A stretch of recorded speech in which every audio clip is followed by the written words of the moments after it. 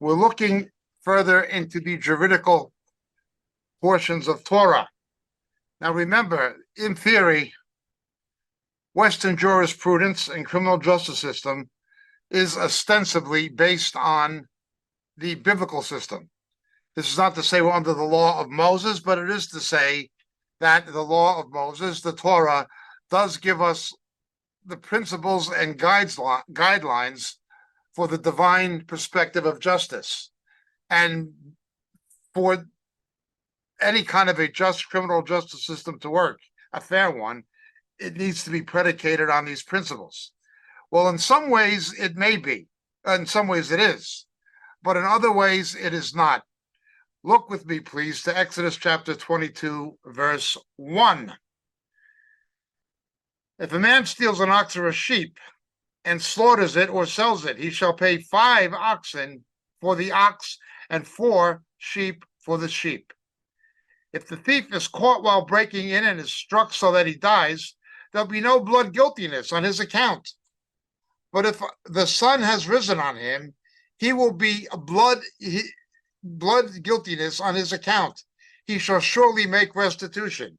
If he owns nothing, then he shall be sold, that is, as an indentured servant for his theft. If what he stole is actually found alive in his possession, whether an ox or a donkey or a sheep, he shall pay double. If a man lets a field or vineyard be grazed bare and lets his animal loose so that it grazes in another man's field, he shall make restitution for the best of his own field and the best of his own vineyard. If a fire breaks out and spreads to thorn bushes, so that stacked grain or standing grain or the field itself is consumed, he who started the fire shall surely make restitution.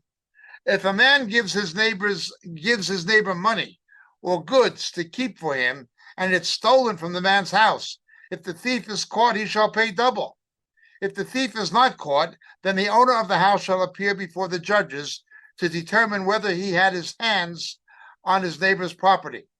For every breach of trust, whether it is for ox, for donkey, for sheep, for clothing, or for any lost thing about which one says, "This is it," the case of both parties shall come before the judges. He whom the judges condemn shall pay double to his neighbor.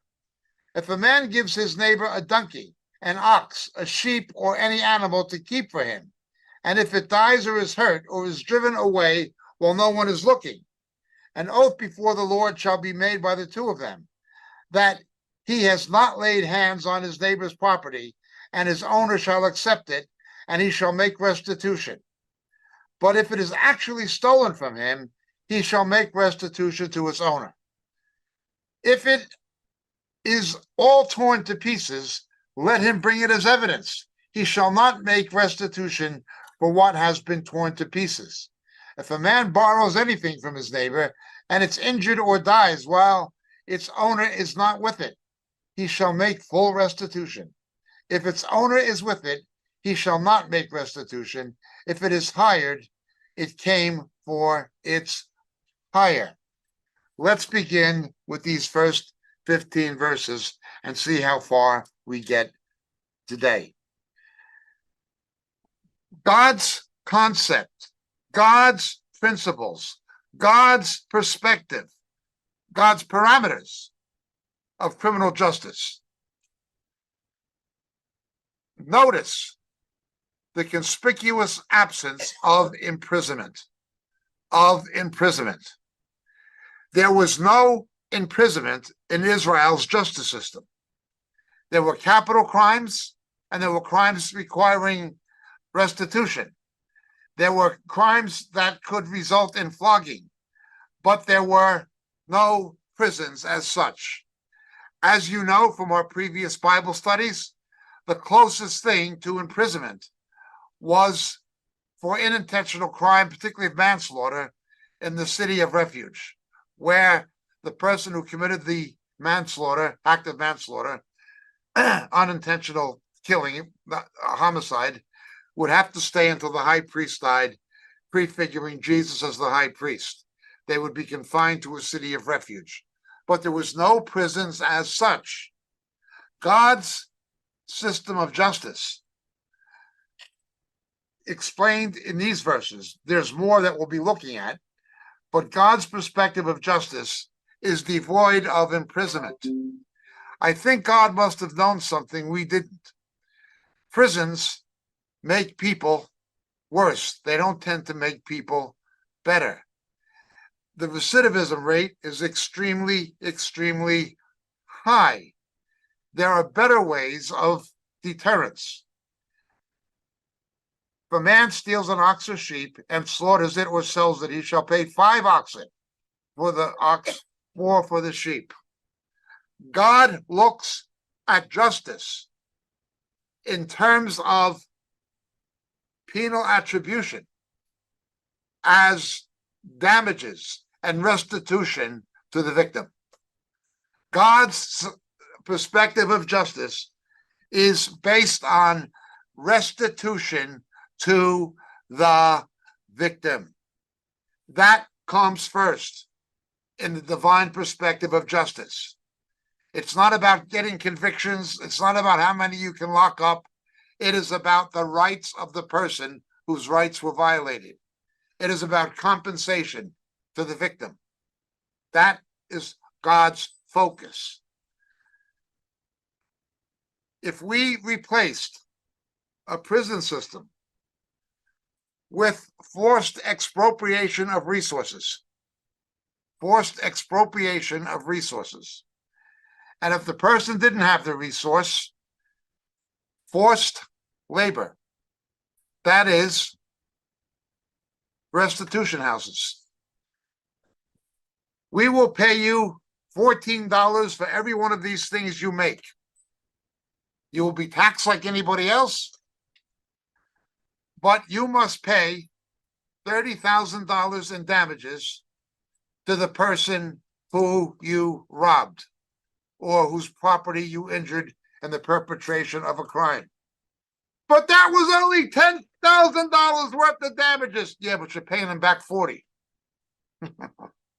4 sheep for 1.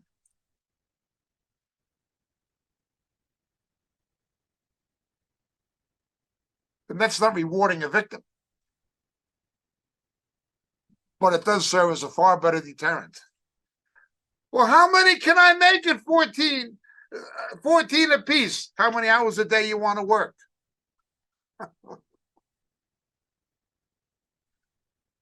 And by the way, the support of your wife or your children is coming out of your wages. You're going to be paying restitution. Your sentence will not be measured in time. Your sentence will be measured in restitution. That was God's perspective. That was God's perspective. You got these guys rioting and things like that, stealing the computers. No, you don't pay for the computer. You're buying 4 computers. That's not fair. I only stole 1. Well, no, it wasn't fair that you stole the 1. That's the law. That kind of penal system should replace the criminal justice system, ideally. Now, am I saying that they're not people who must be incarcerated, like those who are clinically insane? Well, there are. There are murderers with diminished responsibility. That psychiatric opinion, 10% to the court sustainable argumentation that if they weren't mentally ill, they wouldn't have done it. So we can't execute them. But it's still a crime.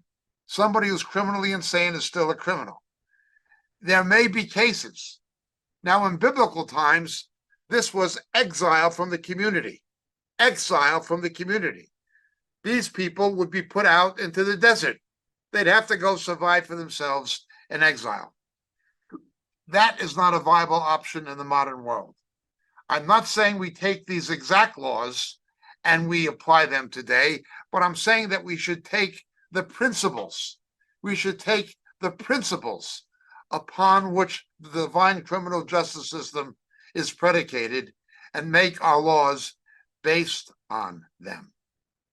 Let's look at the next one. If the thief is caught while breaking in and is struck so he dies, there'll be no blood guiltiness on his account. The outrage, again, I'm not pontificating politically, but the outrage. You had this 70-something-year-old man from the Dominican Republic, a legal immigrant. He had a green card. He was working in a bodega. If you're not from New York or Los Angeles, a bodega is a grocery shop in a Hispanic neighborhood. Okay. He was working in a bodega, and this guy comes in and tries to rob him and stab him. And this 70-something-year-old man kills this guy in self-defense, much younger than he is. A corrupt prosecutor funded by George Soros, and again, I'm just stating the facts, a pro-crime prosecutor who's now with political motivation, prosecuting Donald Trump, wanted to prosecute this 70-something-year-old man for killing in self-defense, making the person who tried to kill him the thief, the victim. This happened in New York City. That is how antithetical to divine justice the criminal justice system has become in the United States and in certain other countries. The victim becomes the culprit. The person who acts in self-defense is incriminated, but the criminal is set free. These were to apply to everybody.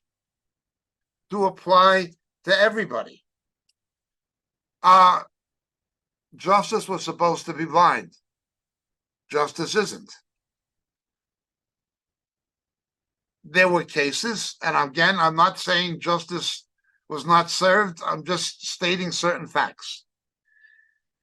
The actress Claudine Longet, who had been married to the singer Andy Williams, charged with murder. If somebody without that kind of money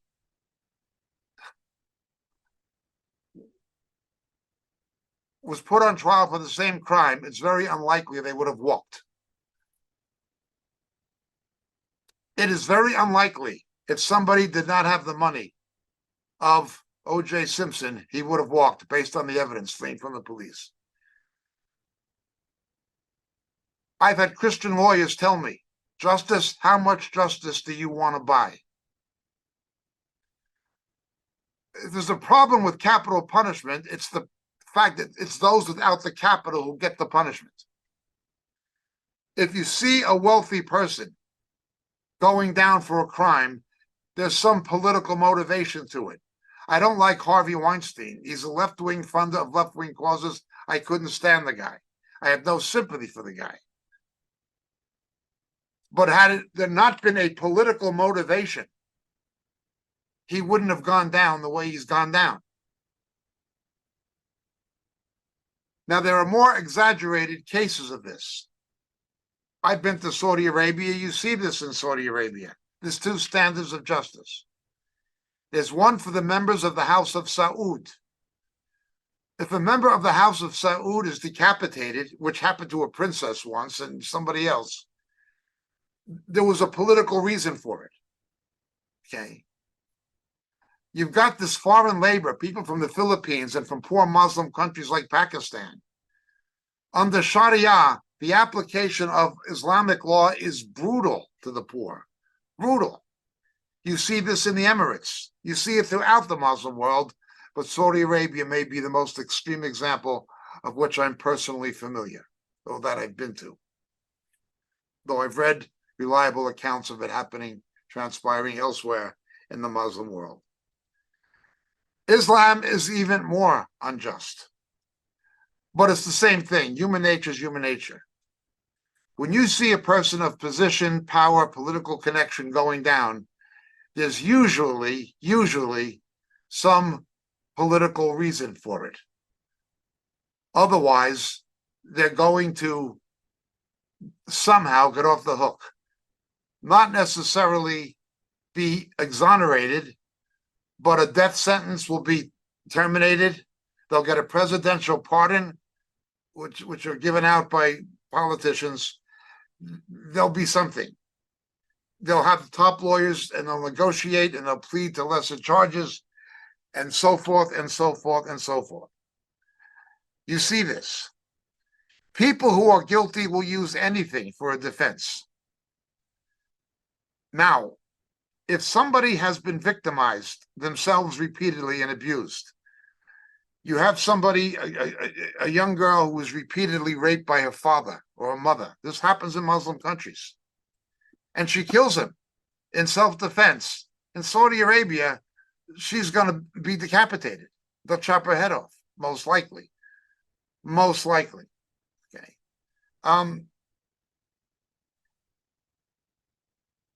People can be driven to do things, but they do them in desperation of self-defense. Verse 2, if he strikes him and he dies, there'll be no blood guiltiness.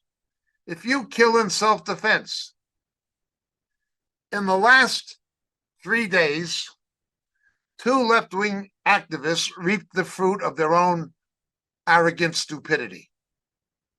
One was somebody was formerly homeless, who cleaned up his act and became a left-wing journalist and activist in Philadelphia, Josh Kruger. Somebody came into his house and shot him to death. He was anti-police, defund the police. I don't agree with what happened to him. It was wrong. Murder is murder. But he reaped the fruits of his own stupidity. In New York City, day before yesterday, another left-wing activist with his girlfriend was knifed. Now, he was against guns. Now he wishes he had a gun.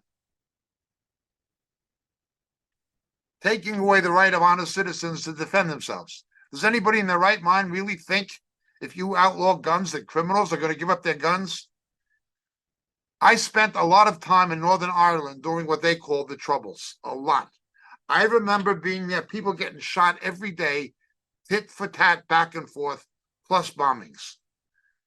I've seen some terrible things there, as I have in Israel. Only the police, the military, and the prison guards have a weapon. You can't get a gun in Ireland, and you certainly cannot get a gun in Northern Ireland. It's almost impossible to get a gun except on a hunting club in England or Great Britain. You can't get a weapon. Only the cops had guns. Only the army had guns. No. The only ones who had guns were the police, the army, the prison service, and the terrorists. The UVF, the UDH, the IRA, the INLA, they always had weapons.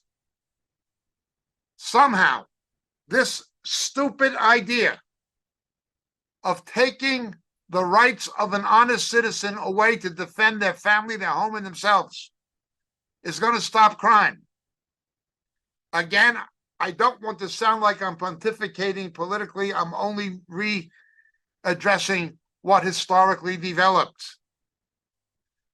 Gun control was invented by the Democratic Party in the American South during the Jim Crow era. Its purpose was to stop Black Americans from defending themselves from the Ku Klux Klan. The Klan would show up on a Black person's house at the middle of the night with his family, his wife and kids, and they would set a cross on fire, threaten to kill him. They didn't want these Blacks to be able to defend themselves. So they began to campaign for gun control. That's what they did. It was something to disarm Blacks so they would not have the means of self-defense in the American South. I think that every person, irrespective of their race, who lives in a high crime neighborhood would be out of their mind not to get some lessons in gun safety and firearm proficiency and be able to defend yourself. I live in Great Britain. Great Britain is a country that has much less gun crime than in the United States, but much higher knife crime. and much higher rate of burglary. Much higher. If a burglar thinks he might get shot breaking into somebody's house, he's going to find another house. Knife crime is very ugly. A knife will kill you just as dead as a gun.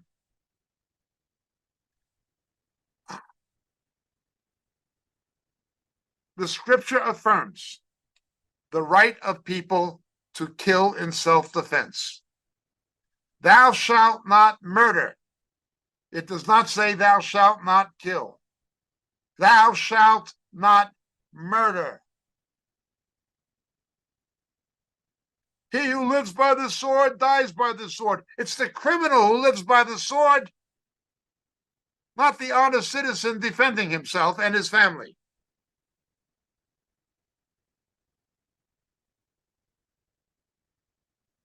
The highest murder rate in the United States is black on black crime.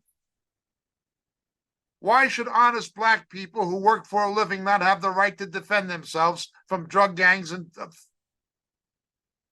I don't know. Ask the Ku Klux Klan.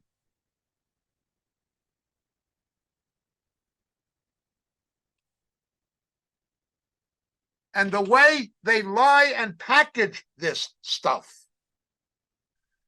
as it's a moral cause that'll prevent crime. No, it doesn't. It makes more crime. I've seen this in Northern Ireland. The criminals will always get guns. If you outlaw guns, it's only honest citizens who are going to be disarmed, not criminals. Look what happened in Baltimore. I'm speaking in Baltimore shortly. My father's family came to Baltimore from Europe. In Baltimore, predominantly black city now, the mayor was black. Most of the members of the city council were black. Members of Congress were black, including Elijah Cummings, who's now dead. The police commissioner was black. The police chief was black. And most of the policemen were black. The district attorney was black.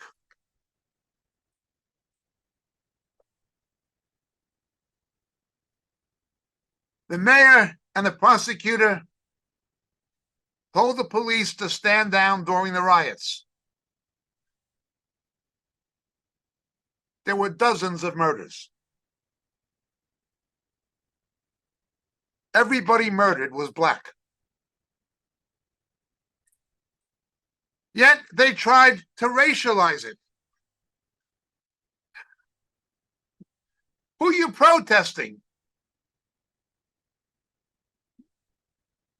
Caucasians? What Caucasians?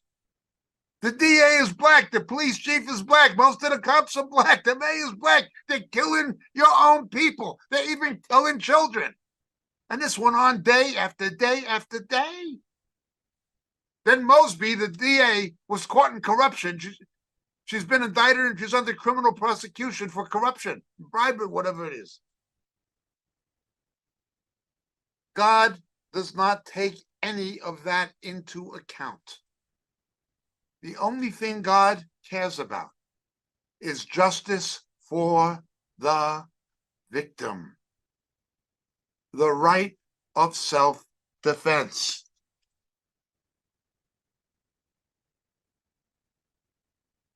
Verse 3, if the sun has risen on him, otherwise, if he doesn't get killed after he does the breaking entry,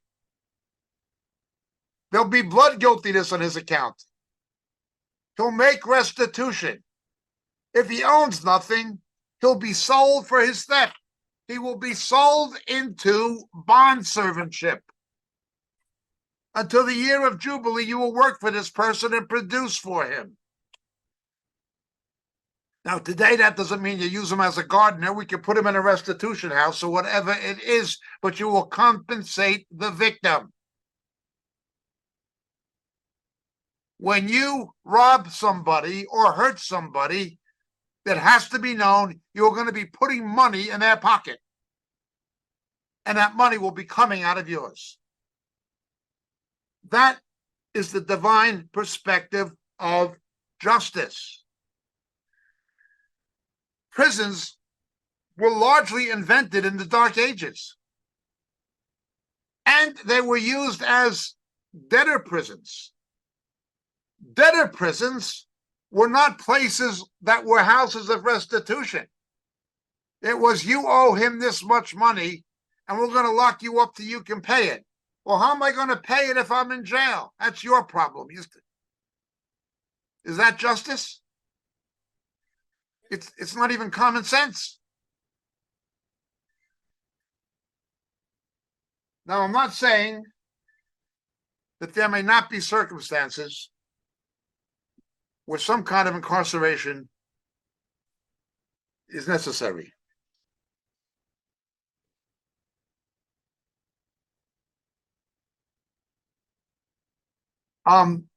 Some kind of incarceration may be necessary, but it should be the exception. It should not be the rule.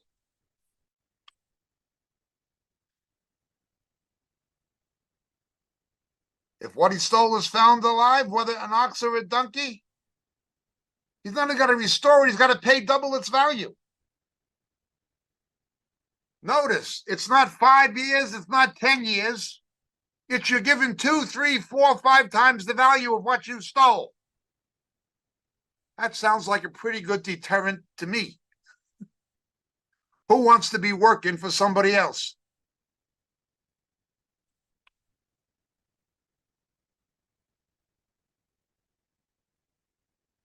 If a man lets a field or vineyard be grazed, bare, and his animals loose, so it damages another person's field, he'll make restitution from the best of his own and the best of his own vineyard. You are responsible for what is done by your possessions. You are liable. You are culpable. If a fire breaks out and spreads to thorn bushes, so that the stacked grain or standing grain on the field is consumed, he who started the fire shall give his neighbor money or goods to keep for him, and it is stolen from the man's house. If the thief is caught, he shall pay double. Again, restitution. You don't see it saying 5 years, 10 years, 5 years, no early parole, life, no parole. It doesn't talk about that stuff. If the thief is not caught, in verse 8, the owner of the house shall appear before the judges. He can still go to court to determine whether he had his hands on his neighbor's property. If something is stolen that belongs to somebody else while it's in your possession, they were still to have a legal claim. This was mine. You were taking care of it. You may have the option to forgive, but you also have the option to litigate. Always on the victim. Every breach of trust, whether it's for an ox, a donkey, or a sheep, for clothing or any lost thing. Now, these are, of course, talking about material items, but they, of course, have a figurative application to things spiritual. This is it. The case of both parties shall come before the judges. He whom the judges condemn shall pay double to his neighbor. There were rules of evidence, and the judges decide. There was no jury trial. There was no jury trial. Now, this is not to say I'm against jury trials. I'm simply saying that they do not have a biblical basis per se. The Levites adjudicated things on the basis of the word of God. We don't do that now. We have separation of church and state, and rightly so, under the new covenant. Rightly so. However, the principles by which the judges adjudicate are based on the law of God. One of the most disgusting, reprehensible things I've ever witnessed in my life as an American citizen was after campaigning as a pro-life candidate. The first thing Ronald Reagan, the late president, did was, well, he lied to Christian America. He just basically lied. He appointed a pro-abortion judge to the Supreme Court, Sandra Day O'Connor.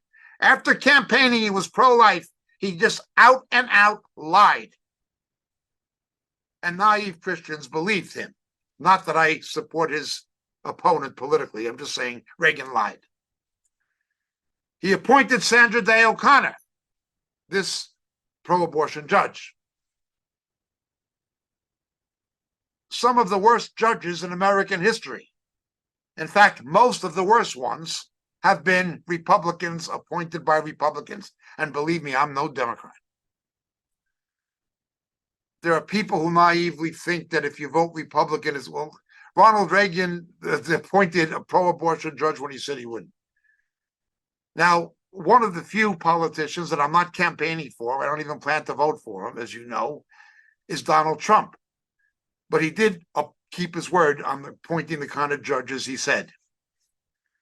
However, the homosexual judge in California, who with the stroke of a pen outlawed Proposition 8, demolishing the democratic will of the people of California to have heterosexual marriage, was a homosexual.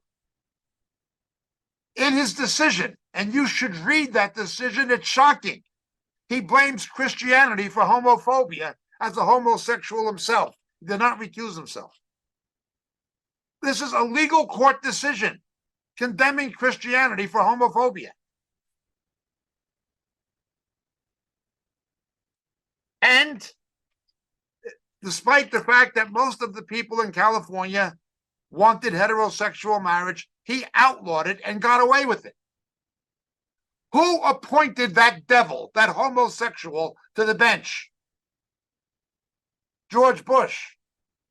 Who nominated that devil to the bench? Ronald Reagan. When prayer was ordered out of the schools, what was Earl Warren, the Chief Justice? A Republican. He ordered God out of the classroom. Under Warren Burger, Roe v. Wade, who ordered God out of the maternity ward? A Republican. Roberts is the same now. It is not about politics. They are all enemies of justice as God defines justice. So, Sandra Day O'Connor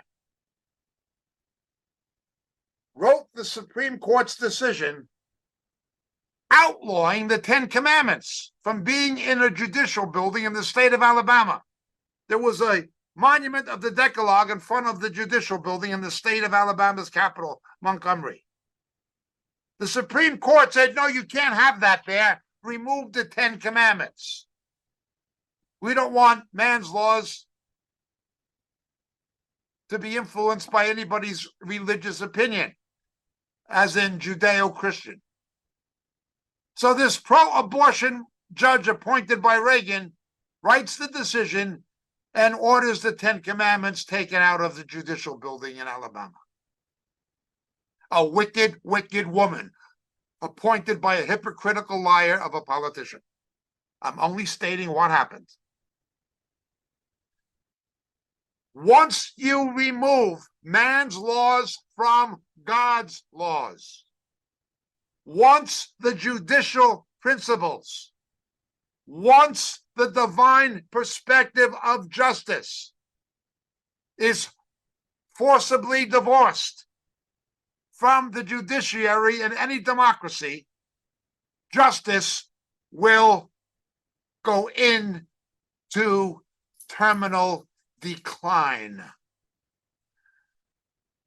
A 70-something-year-old man being prosecuted for murder for protecting himself from a thief who tried to kill him. People are being murdered You've got prosecutors like Paul Krasner, a left-wing Jew in Philadelphia, Kim Fox in Chicago, Bragg in New York, etc. These people are not there for judicial purposes. They are there for political purposes. The judiciary becomes politicized. It's not an independent judiciary about justice. It's a political judiciary. Well, how did that happen? How can you try to prosecute a man, an old man, for defending himself from somebody trying to kill him? It's simple. How can you have such abomination? It is illegal to commercially traffic in human body parts. This week in California, it didn't begin this week, somebody who exposed the trafficking in human body parts of aborted fetuses. Now, look, you can get stem cells. You can harvest stem cells from placenta tissue or from naturally miscarried babies. You don't have to abort to get stem cells. But it was exposed that Planned Parenthood was doing it. Did anybody from Planned Parenthood go to jail? Were they indicted? Were they even indicted for a felony? No.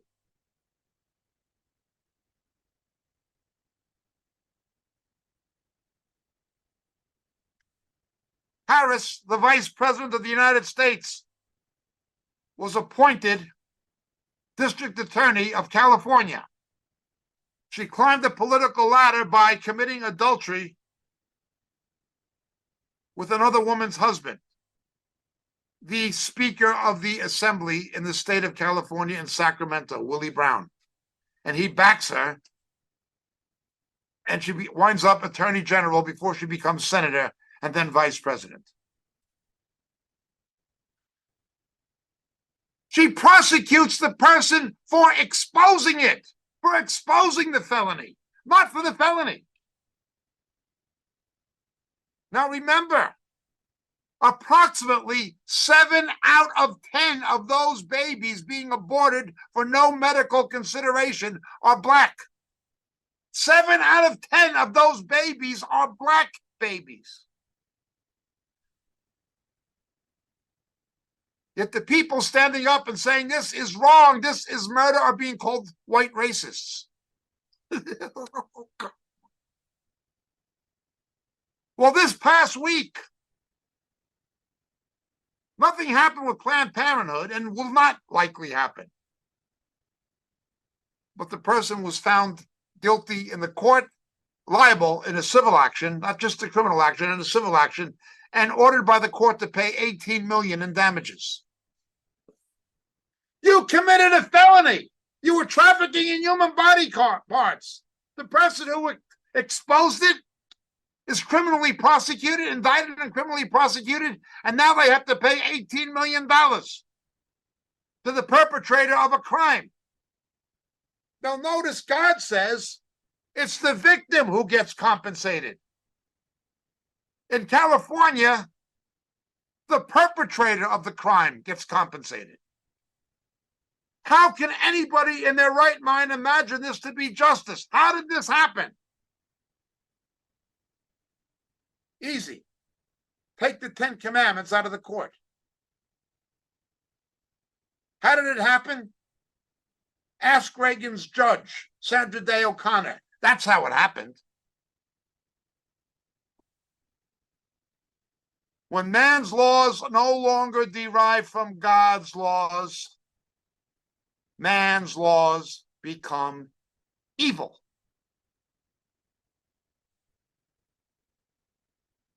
And that's what we're seeing.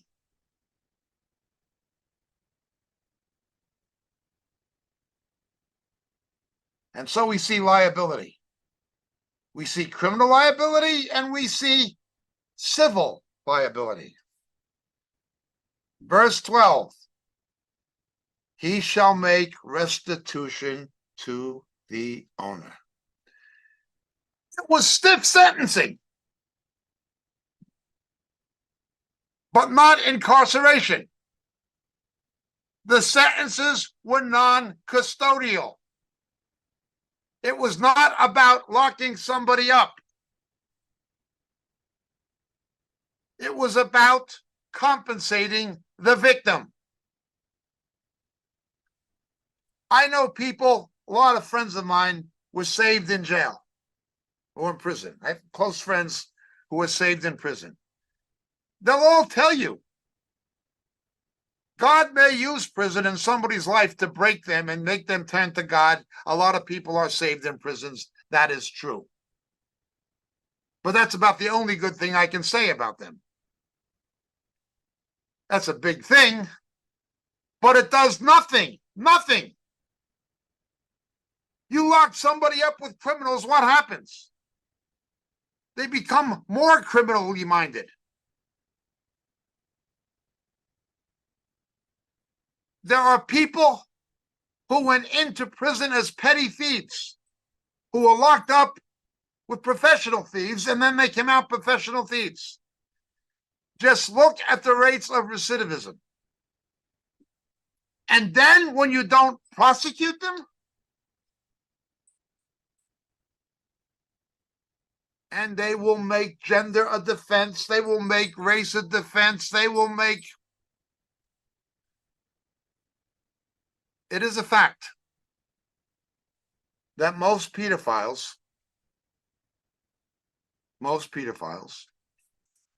were molested as children themselves. This affected their sexual orientation psychologically in early adolescence. Not all, but most pedophiles were in some way sexually violated themselves as children.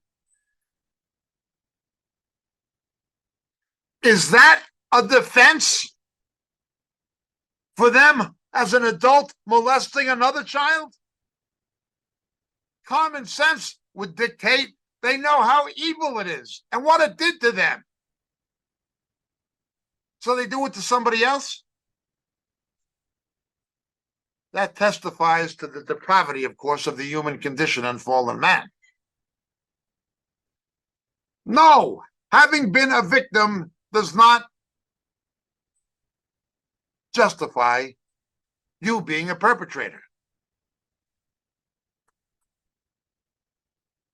When most people killed in Chicago are black people killed by other blacks, how can you make race a defense? It's not even rational. I saw a picture of a lady who lost her daughter, and she made like a collage of all the graves of children in Chicago, just in Chicago, South Side mostly, shot going to and from school.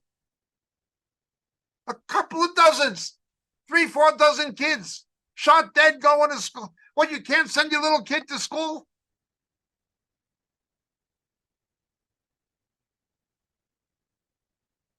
And every one of those children were Afro-American.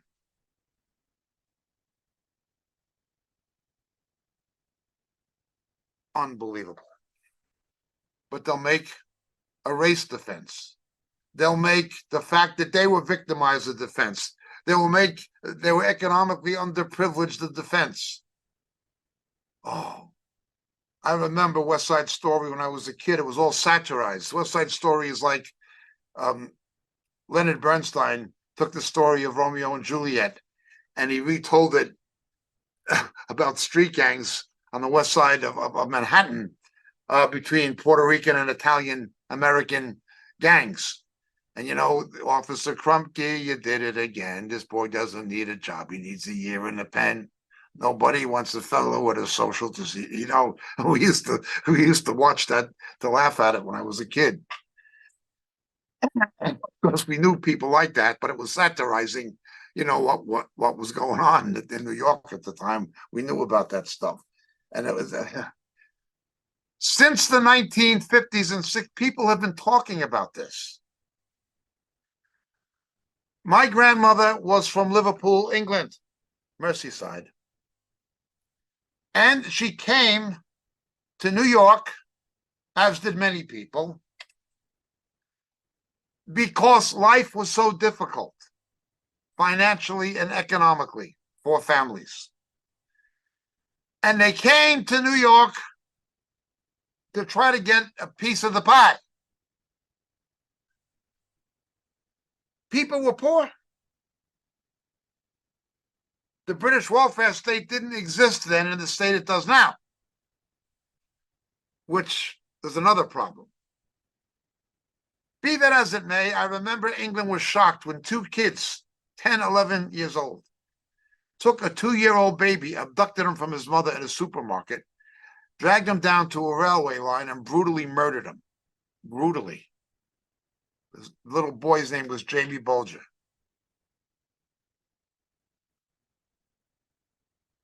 People were a lot poorer than that when my grandmother left Liverpool. A lot poorer. But a crime like that would have been unthinkable. One of the great geniuses of American popular culture and popular music is the composer George Gershwin and his brother Ira. George Gershwin was classically trained, but he wrote jazz. He wrote what it was, the pop music of the day. But he had this idea of a kind of operetta where he would combine opera with Black American gospel music. And he went down to the American South during the days of Jim Crow. I mean, people living in shacks with no electricity or indoor plumbing. And he learned about their music from the church. And he learned about their culture and their economic conditions. And he wrote Porgy and Bess, composed Porgy and Bess. I got plenty of nothing and nothing's plenty for me. To have this Jewish guy from New York going down there and taking this thing from the Deep South and making and combining the Black gospel tradition with opera, it set a precedent at the time. Another Broadway musical popularized by the comedian Joey Brown was Showboat. And it was the same thing. It was showing the development of Black American music in the American South. And this became something. And the musical and the movie based on it and the Broadway show, they were very keen to show the injustices perpetrated against American Blacks in the South. This is even in the aftermath of the Civil War. The guy, incredible voice he had, Paul Robeson, he's singing Old Man River. Black folks work while the white folks play. Work and work and work all day. Pull that barge, tote them bales.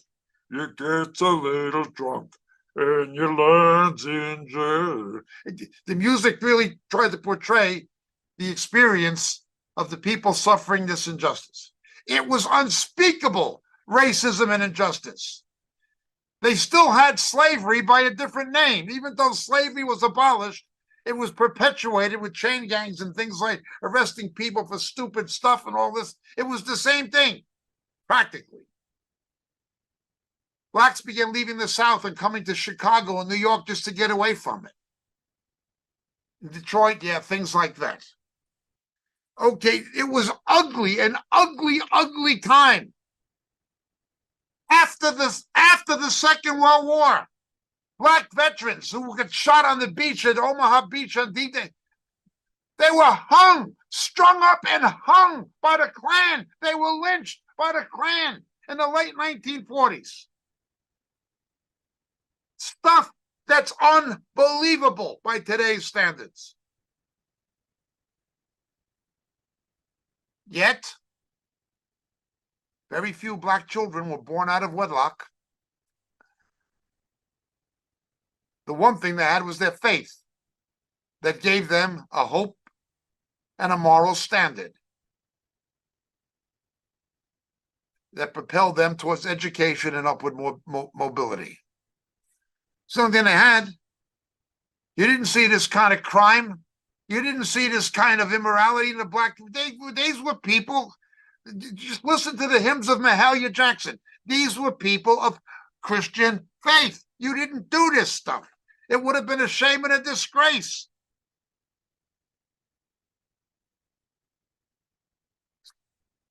All you got to do is take God's laws and divorce them from man's laws.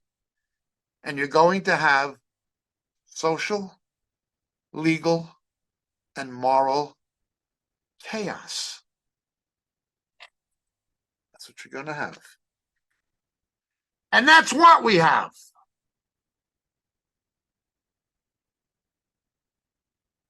It's only the narrative. They lie, they lie, they lie.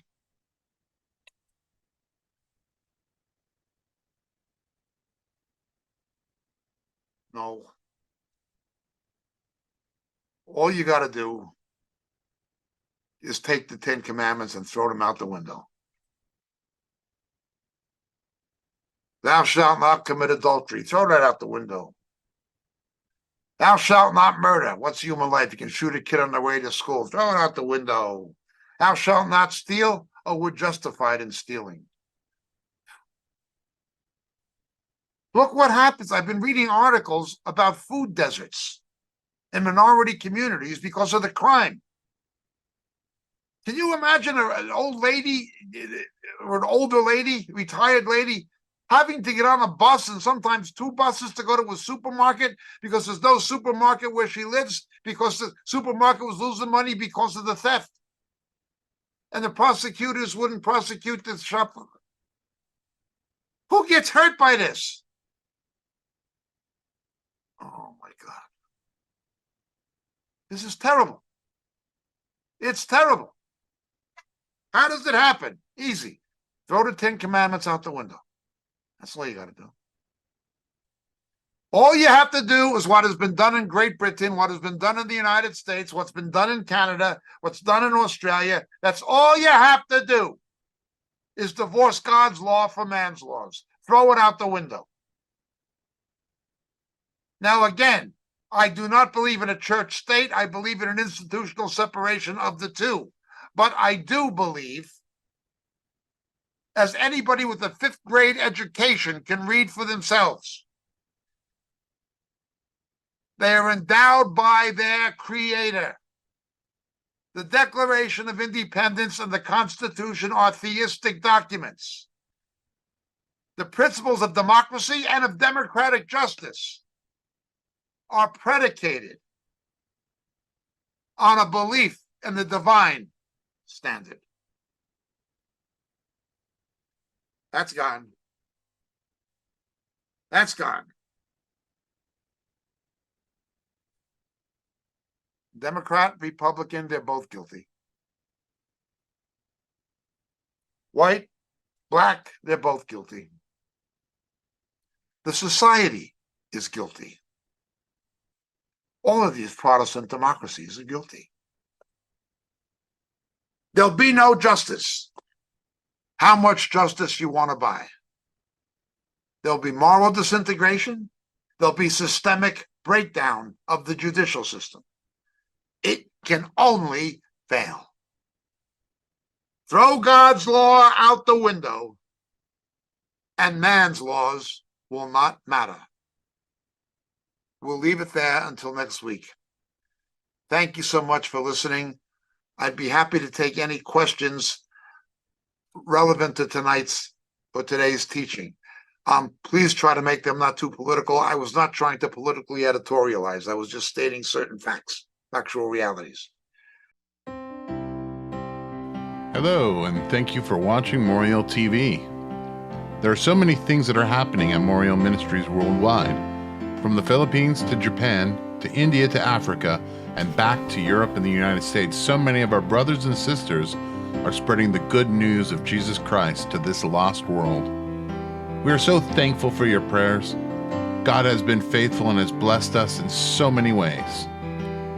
If you'd like to partner with our efforts abroad and at home, please take a moment to click the link in the description and help us as the Lord leads you. Thank you very much, and God bless.